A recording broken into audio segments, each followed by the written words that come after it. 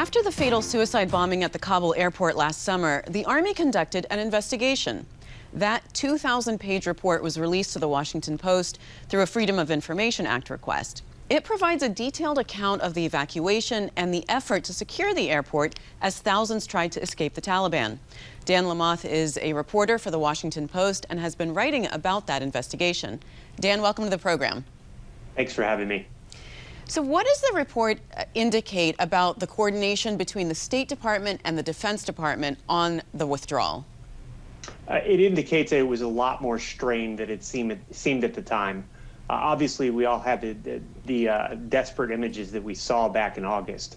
But what we've got here is some behind-the-scenes accounts, frustration from the commanders on the ground with the acting ambassador, Ross Wilson, frustration and a lack of clarity on how much of a sense of urgency the Biden administration was acting with, and just this belief that things were, always going to be difficult, and that if they did more to prepare ahead of time, things might have gone better. So your article says that the State Department showed a lack of urgency initially. What evidence is there of that?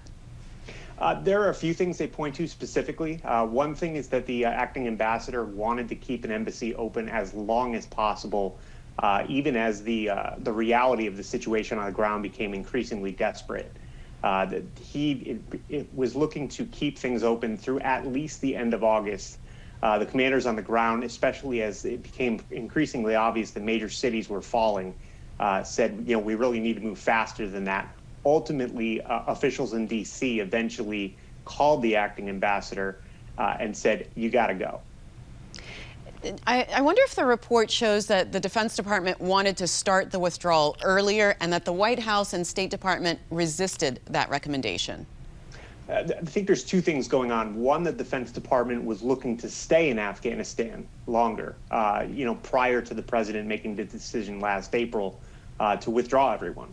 However, once that withdrawal decision was made, the Defense Department was looking to remove troops as quickly as possible in order to kind of prevent attacks they may face, sort of not only in the vein of the Taliban, but also you're pulling out, and you've got Afghan soldiers and others who may take that very personally, and there was concerns about what they call green on blue attacks.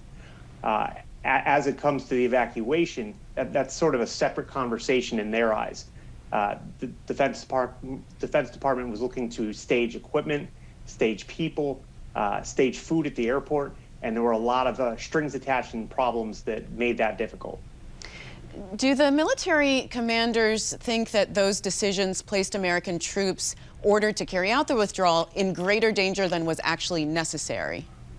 I think yes. I think especially as it comes to because you didn't begin the evacuation earlier, once you did, you were kind of boxed in, and you saw those desperate images.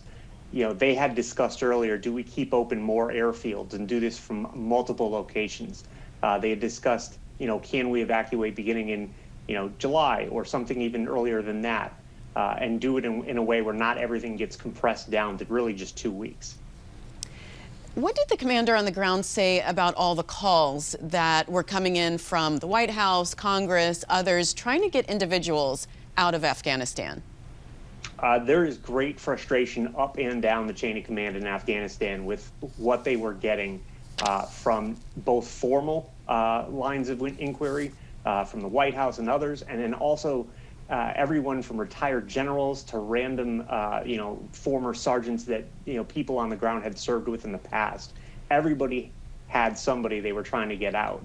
And because this was set up so rapidly, they had major problems fielding all these calls, these emails, these other messages they were getting. Everybody was trying to, can you get the one guy in the crowd with the red hat on, was the sort of theme they were dealing with. And this is in a crush of humanity that was desperate with major threats throughout the crowd. And as the evacuation progressed, there were more and more threats of suicide bombers or a suicide bomber incoming. And to address all those requests, they had to actually divert resources. Yes, they eventually pulled staff off of other things they were doing and specifically set up sort of a communication cell that really specifically was handling, what do we do with all of these calls? And these calls came as far as the Vatican. I mean, it was a real eclectic mix of people trying to intervene and help certain individuals in Afghanistan. You know, Danny, there were reports that the Marines came under gunfire at the airport. What do you know about that? Yeah, yeah, it's a confusing situation, and I'm not sure we'll ever have complete clarity on that.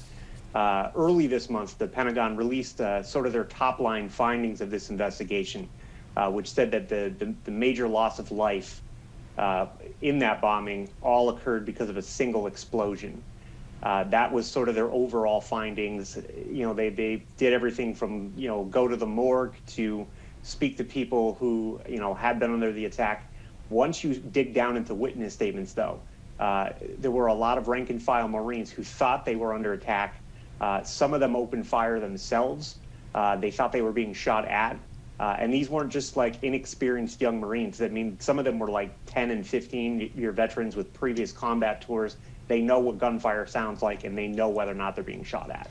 Dan, how is the White House responding to the allegations in the report? The White House is stuck to sticking with the top-line findings, basically saying that we agree with, you know, and you know, accept the findings of the Pentagon that this single explosion caused this loss of life. It gets a little complicated when it gets to the witness statements under that. In particular, you may recall about a week or so ago, President Biden said that he was rejecting the accounts of the commanders on the ground. And what he exactly meant by that was a little complicated. You know, was he talking about, you know, he was dismissing this criticism? We never really got a straight line answer on what he meant by that. And finally, Dan, I mean, the report is 2,000 pages long. You've written 3 articles about it. Will you be doing more reporting about the evacuation? I would never say never. At this point, it's actually, I think, 3 major articles and a couple, you know, kind of responses to the articles, kind of stories that I've done. I think we need to keep finding out what we don't know. I think at this point, we've really done a good job of plumbing what's in the report, though. All right. Well, Dan, thanks very much for joining us. Thank you for watching. If you enjoyed the video, give it a thumbs up and subscribe to our channel so you don't miss out on any future Government Matters interviews.